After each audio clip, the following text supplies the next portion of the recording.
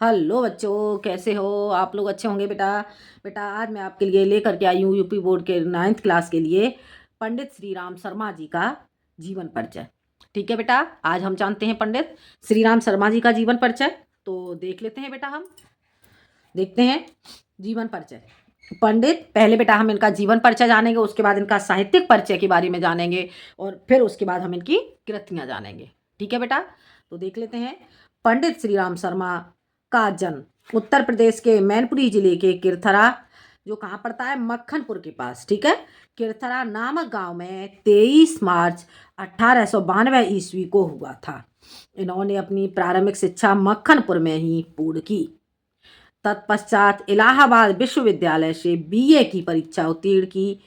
ग्रामीण वातावरण में पालन पोषण होने के कारण ये प्रारंभ से ही निर्भीक स्वभाव के थे।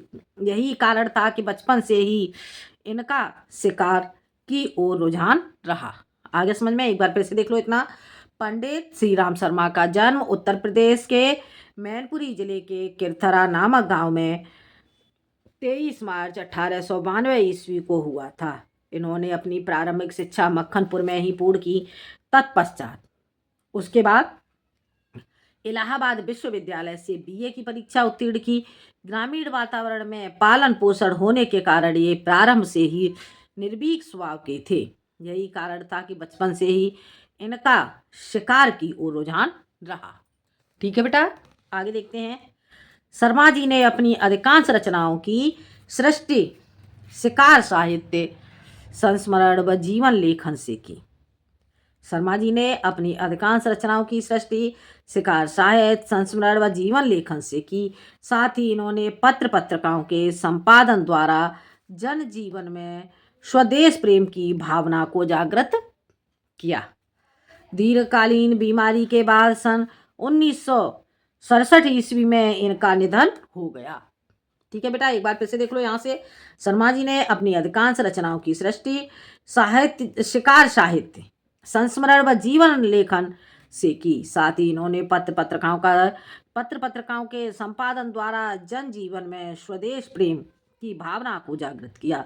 दीर्घकालीन बीमारी के बाद सन 1967 ईस्वी में इनका निधन हो गया।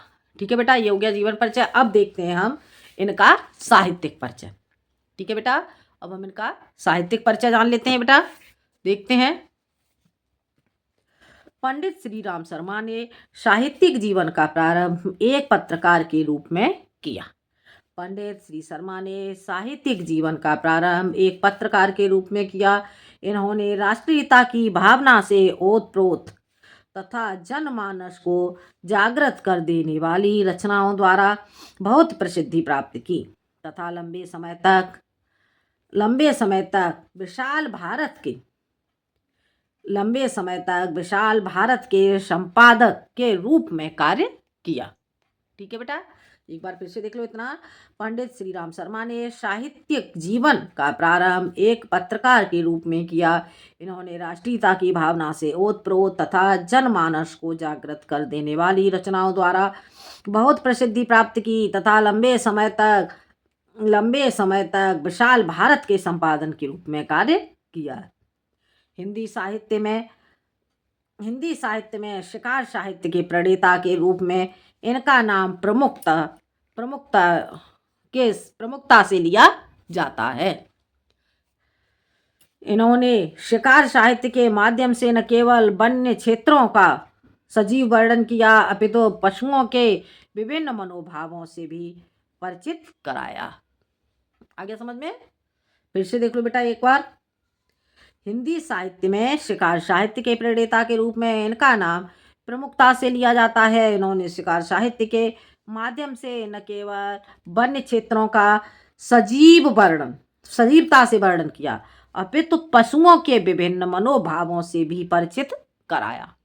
ठीक है, इन्होंने जो वन्य क्षेत्र की सजीवता के वर्णन किया और उसके साथ ही साथ उन्होंने पशु पक्षियों के बारे में भी वर्णन किया। ठीक है, उनके पशु पक्षियों के मनोभावों से भी लोगों को परिचित कराया। आगे बेटा समझ में, आगे देखते हैं इनकी कृतियाँ। ठीक है, अब इनकी कृतियाँ जान लेते हैं। पंडित श्री राम शर्मा जी की रचनाएं निम्नलिखित हैं जो इस प्रकार हैं। पंडित श्री राम शर्मा जी की रचनाएं निम्नलिखित हैं जो इस प्रकार हैं।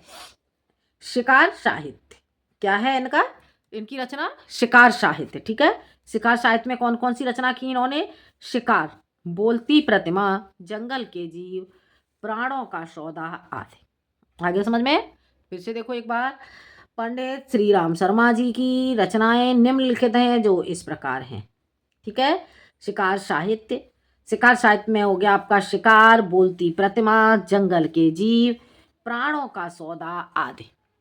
ठीक है बेटा, आगे देखते हैं।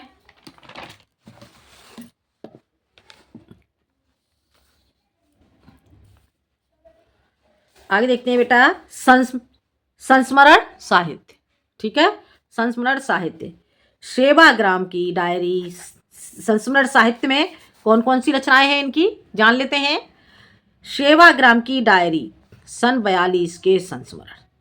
ठीक है, उसके बाद आता है आपका संपादन, विशाल भारत। संपादन में क्या आ जाता है? विशाल भारत। जीवनी, जीवनी में गंगा मैया तथा नेताजी।